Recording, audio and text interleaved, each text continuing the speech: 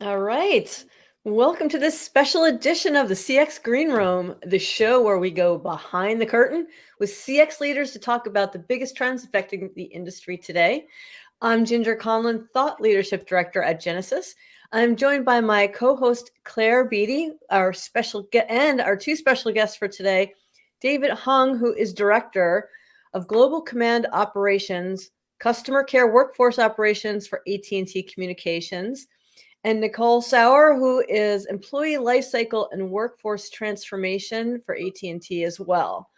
So welcome, David and Nicole. Let's dive right in with a quick introduction. David and Nicole, please tell us a little bit about yourselves and your role. Yeah, sure. Ladies first. Nicole, you want to go first? Hey, okay, I will do so. I'm a director of employee lifecycle and strategy for AT&T. So what that means is basically I have the privilege of leading a small team who has gotten involved in all aspects of our frontline employee journey. So think pre-hire all the way through to like exit interview. So we've had a chance to get involved in all of those fun things. So yeah, it's been a good ride. And hello, everyone. Nice to meet you virtually. My name is David Hung. As Ginger said, I have the privilege of leading the Global Command Operations Organization, also known as GCO. Our organization supports customer care, which comprises of consumer broadband and mobility lines of business. We support about 250 contact centers around the world, a mixture of both internal badge as well as strategic vendors. And our goal is to deliver accurate interval requirements. So think of the pillars, volume, HT, staffing, FTE, and ultimately optimize that interval performance. So achieving our answer rate goals, ASA, occupancy, all those good things at the interval level. Well, a very warm welcome to you both. Really looking forward to hearing about how you manage a contact center operation of this size. This is the CX Green Room, a zone specially reserved for the big hitters in CX, who are a very demanding crowd. So we always ask for a few special items that we can prepare to make them feel very comfortable. I have to say, this was the longest list of special requests we have ever had in the history of the Green Room. So tell us more about your must-have items and what we prepared for you today. I'll go first, David. Your list was longer than mine. Okay. So I had two things because it's Christmas time and you have to have the green and red peanut M&Ms because those are awesome. And then my second green room item is got to be unsweet tea. So you get your sugar out of here and there's no sugar in the tea. Delicious. That's it for me. Two things. Delicious. David, what about you? So funny. I have similar things and for the same reason. So I've got Celsius and I've got Sour Patch, right? Celsius, I'm bad. Years ago, I was the type that would drink Red Bulls and Monster energy drinks. I don't know that Celsius is that much better, but it definitely sharpens my mind and focus. And then as I was joking before, when it comes to candy, all forms of candy, but especially Sour Patch, depending upon how interesting, how stressful the day goes, I'll just be snacking away at it. So on my worst day, I'll go through an entire bag, so I'm sad to admit that. You'll be glad to know that I did get one of my own for today. Good. Yeah, just for you. Just for you. Well, in anticipation of this, I went to the store and I bought my own Sour Patch, never having had it before. About an hour ago, I opened them and I was like, I get it. I'm halfway through the pack. They just keep going in.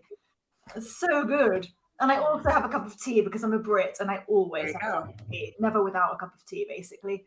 And I have made a fancy tray of all of those items, plus David had mentioned Diet Dr. Pepper, so that's the center one. Oh, you have to. This, especially in the country, it's all Dr. Pepper. Well, we certainly have enough sugar to power us through the next 20 minutes, no doubt. So very, very thankful for that. So we're here talking today about workforce engagement, the contact center workforce. I think it's worth just remembering remembering at this time, the contact center is working absolutely around the clock to make customers happy, solve problems, and we are really appreciative of all of the hard work that they do in building customer loyalty. So we also did a big piece of research this year that looked at the contact center workforce. We partnered with MIT Technology Review, and thank you both for participating, your insights into that research. A lot of really interesting trends came out of that report. We saw a big shift towards hybrid working, the need for flexibility, the shift in like employee preferences, really wanting, a different way to be employed, much more looking at career development and opportunities for advancement. We saw that those things are critical to attracting the workforce. We also saw a lot of investment in technology and into improving the agent experience day to day. So we'd love to just, ask you, maybe start with you, David. Tell us a little bit, like what trends do you see in the workforce? What's shifting, and perhaps what are some of the things that are different since COVID, if you look at your contact centers? Yeah, absolutely. Talk about just a seismic, unprecedented, change, right? The COVID-19 pandemic, it's forever changed the world, resulting in significant change in both expectations of our employees, companies, consumers. When you think about AT&T, we historically did not have a work from home environment for our frontline agents before the pandemic. But once the pandemic hit, we, as well as many other large global entities, organizations, had to quickly pivot and adapt to a remote environment to mobilize our global workforce. We had to find ways to quickly implement digital solutions that gave us the ability to drive a productive and efficient remote working environment. And with that, you've obviously got challenges around how do you enable your people, how do you tool them, security, right? Not just protecting our employees, but also our customer data in this virtual environment. We think about how our employee expectations have changed. Not only did the pandemic disrupt the way that we work, but how people feel about their work. All of us are human, right? And we've all, think there's been nothing else that has connected all of us in terms of this human experience of COVID-19. And for all of us, all of our employees, we want a renewed sense of purpose in our work. And with that, job flexibility. That flexibility has increased in importance through the pandemic, coming out of the pandemic, with all of us seeking better work-life balance, the ability to work from home, right? See my background, right? Better balance that fits with our lives, our families. We want to feel valued. That's nothing new, right? We want to continue to feel valued by being heard, having a sense of belonging, having the potential for advancement, and having meaningful work. And so for us, and I know my friend Nicole will talk more about things that trends we're seeing and things that we're doing on the recruiting and retention front. But no surprise, right? At the heart of delivering exceptional customer experiences, you want to have employees who are happy and engaged and feel that the work that they do makes a impactful difference, not just for their customers, but for their own daily lives. So to some of these new employee expectations, reinforcing some that were already there but have grown in value. But doing all this in, like you said, a hybrid work environment, striking the right balance between employee preferences as well as needs of the business. It really sounds like you're driving towards a much more empathetic model of workforce engagement. Absolutely. It's always been important to be human centered, but COVID-19 and really the impacts of that have thrust things further into the spotlight that perhaps were just lower on the priority list, but now are definitely front and center. Have to address head on. Have to make sure that you do that, right, through every part of that employee life cycle. Again, Nicole will speak to that, but from how we attract the talent to how we onboard folks to how we retain them, and then God forbid if folks do leave the business, understanding why and what do we do, what actions we can take to address them effectively. Yeah, and employee engagement, employee expectations have really, we've seen them change. We actually did a different study where we talked to around 6,000 agents globally. We asked them a bunch of things, but one of the things that stood out was that they really love learning new skills, learning new technologies. That's two of the things that they love most about their job, and they're looking for advancement opportunities. And then considering some of the findings in the MIT report that Claire mentioned, um, one of the things that was brought up was that learning and development is one of the biggest areas of opportunity that CX leaders are seeing right now over the next coming couple of year 2-3 years. So there's definitely a shift that goes along with that we're seeing. Instead of just productivity focused training, also taking a broader approach to learning and development. So Nicole, question for you. What are some of the onboarding, training, and learning and development programs and the environment at AT&T? And have you launched anything new? Yeah, so great question. The answer is overwhelmingly yes. The types of things that I think have caused us to shift, right? Employees, as you've said, they're no longer looking for necessarily a place to pay the bills, right? They're looking for a place where they can belong. They're looking for a place where they feel like they can connect, not only to maybe the peers, whether that's virtual or otherwise, but that they can connect to the larger vision, the mission of the company, right? Like, what does that stand for? And as call center employees become younger in the demographics, right? We know that younger demographics really resonate with things that maybe Gen Xers, et cetera, who were very career, focused. They'd stay for a place for 15, 20 years for that stability, not the same, right? And they really are looking for that place that aligns with what they believe to be true. And so not only do we need to understand that about the changing demographics of our employee base, but then we also need to utilize that information to cater things like training and development, right? If you are someone who is coming from always on, very technology savvy, and you're moving into, a corporate work environment like AT&T, that's a very different person than perhaps someone that we hired 15 or 20 years ago, right? So to the degree that we've not updated training and the way that we connect with employees, the tools that we give to them, then we're not meeting their needs, right? And that disconnect is enough to cause them to go find somewhere who will.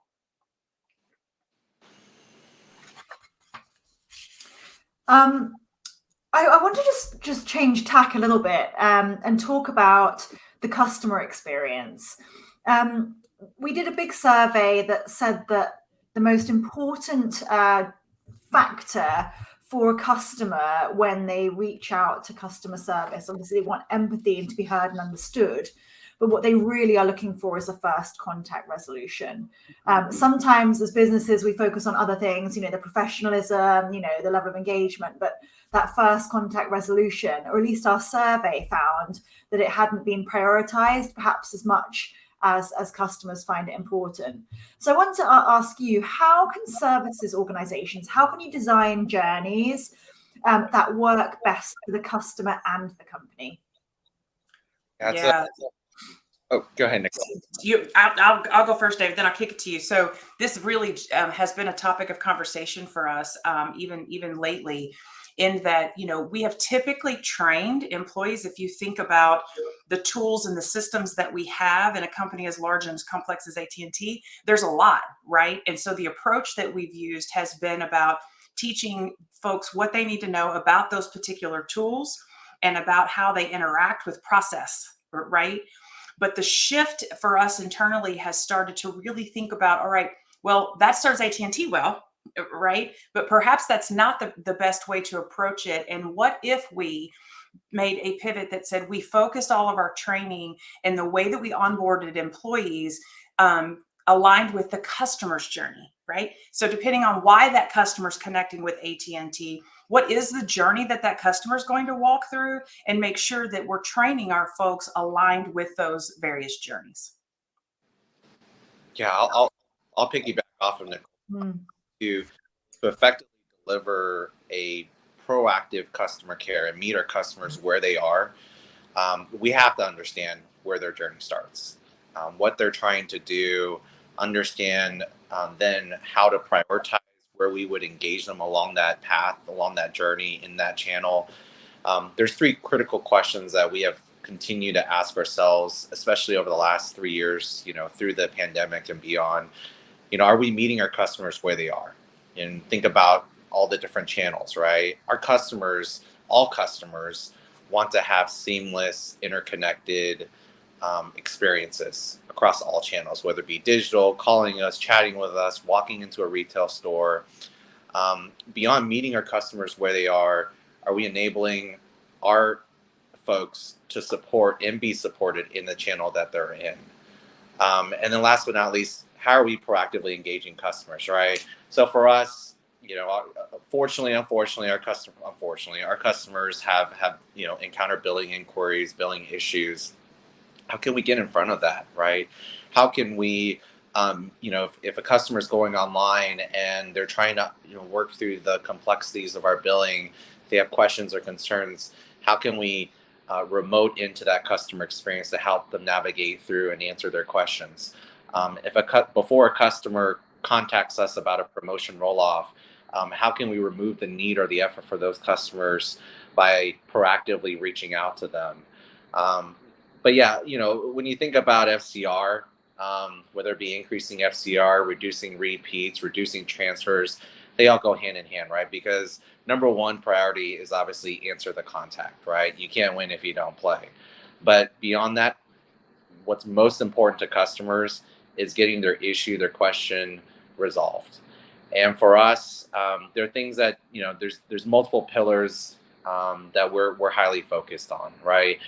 Number one is simplification, right? Our business is complicated, it's complex. We have complex products, complex tools, services, you name it.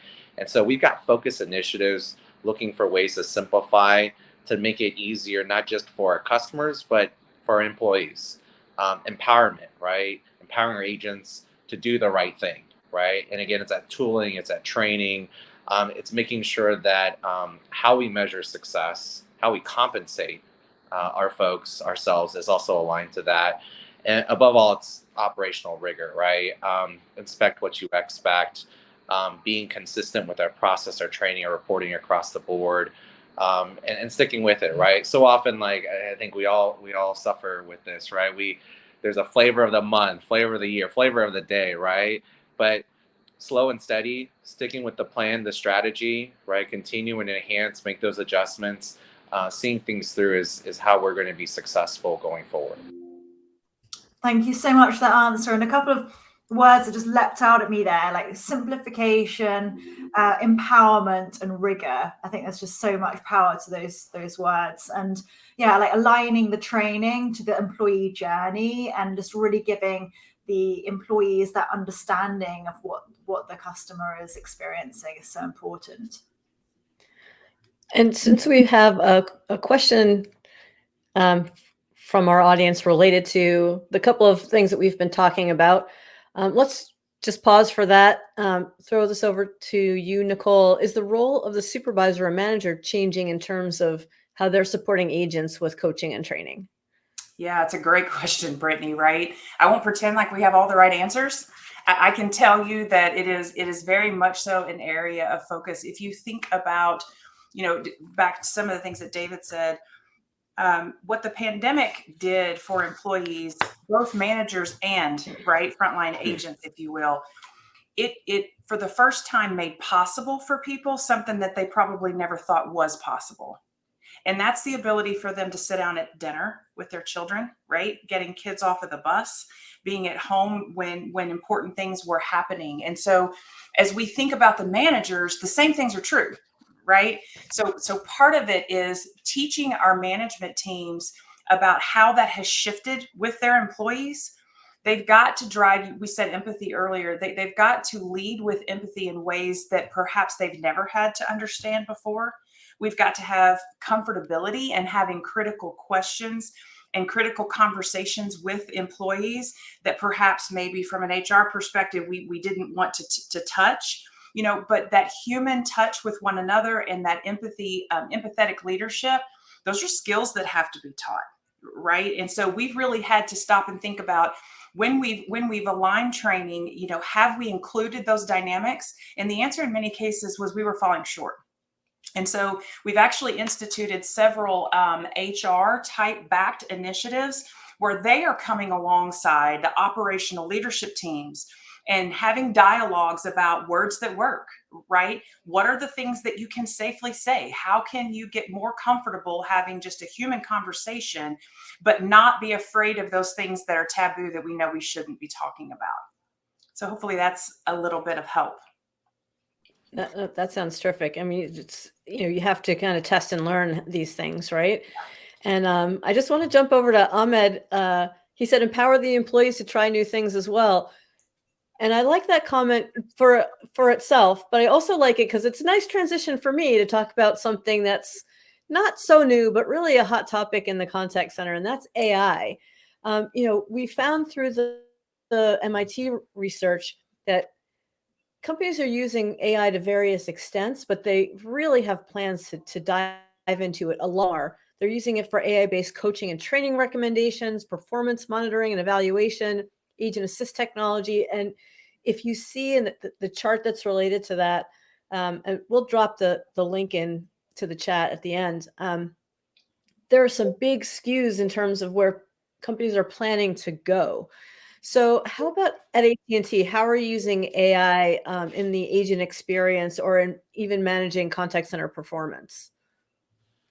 Wow. I mean, the shift to digital, right? It seems like we say that year in and year out. I mean, all those key examples that you shared, Ginger, I mean, those are all avenues that we, as well as many of our, my colleagues out there, right, in our virtual conference here are exploring, right?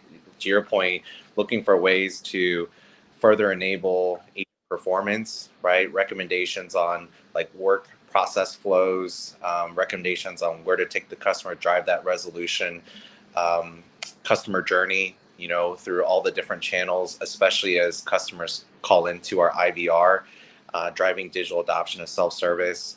If I expand upon, that IVR customer experience, we leverage a variety of routing strategies, things like affinity, performance-based routing, all in an effort to optimize volume delivery and help us to achieve our business priorities. These strategies help us achieve a variety of desired outcomes. Number one, increasing occupancy for our best performing centers, and then connecting customers to the best equipped agents. We have to be mindful, especially with everything that we have gone through together as a society the last few years, to not burn out our best people, right? We want to lean on them, our strongest, our best performers, but we've also got to be careful not to underutilize, underdevelop the rest of the pack. And so for us, it's about effective expectation setting with all parties, all stakeholders, all agents, and then effective performance development. And I think that's also been a shift in itself. Nicole touched on words that matter. In the past, I think we looked at performance as managing performance, but now developing that performance. And so it's all in how you approach kind of the problem statement. And for us, rarely is it one size fits all, and hence why we have a variety of different strategies and different approaches.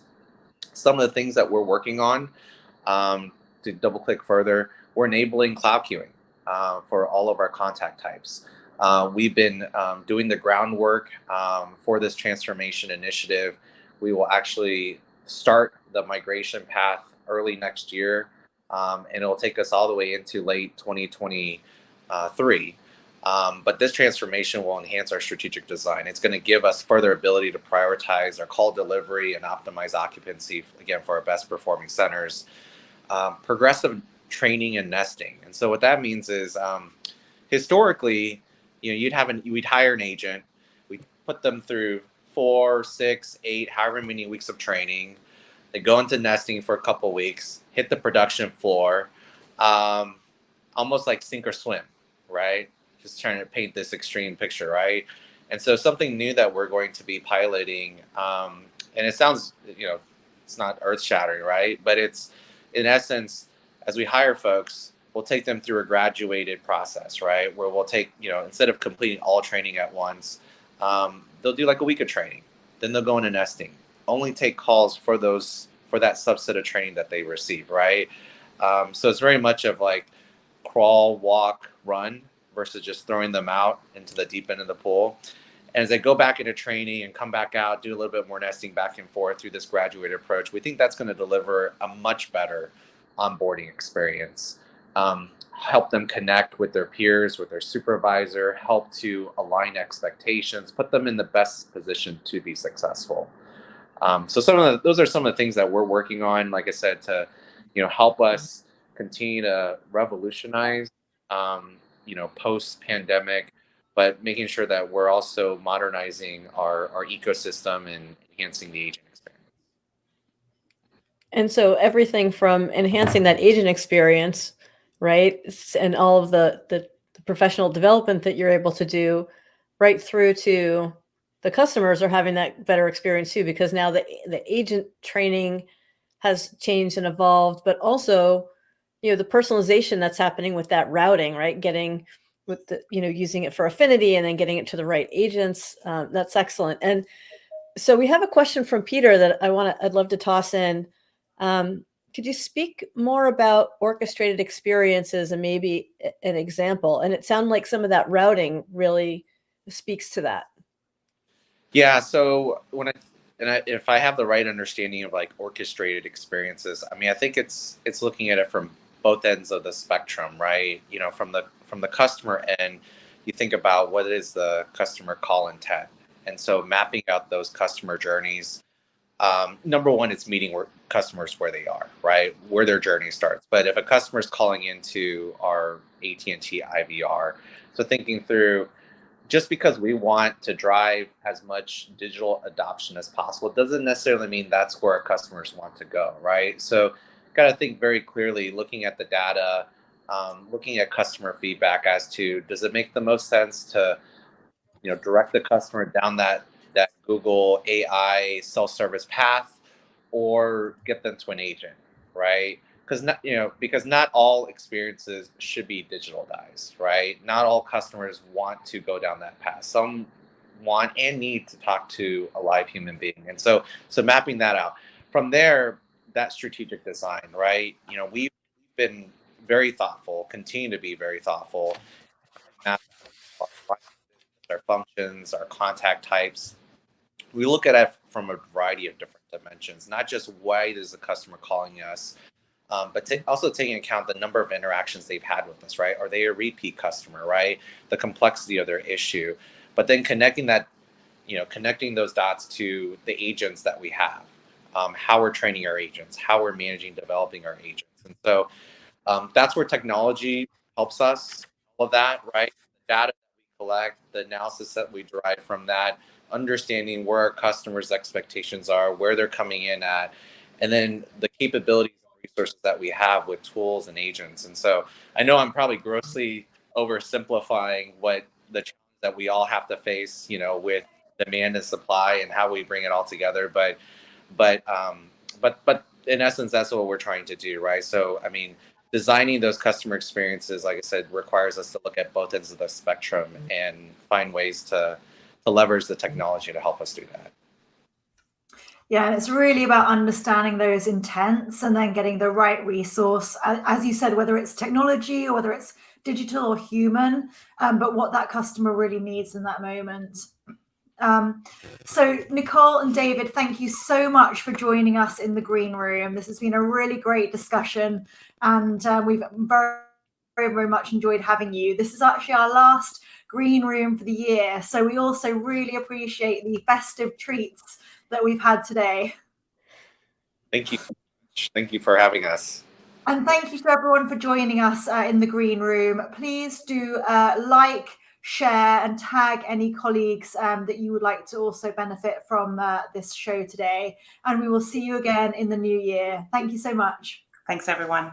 Bye. Bye. Thanks, everyone.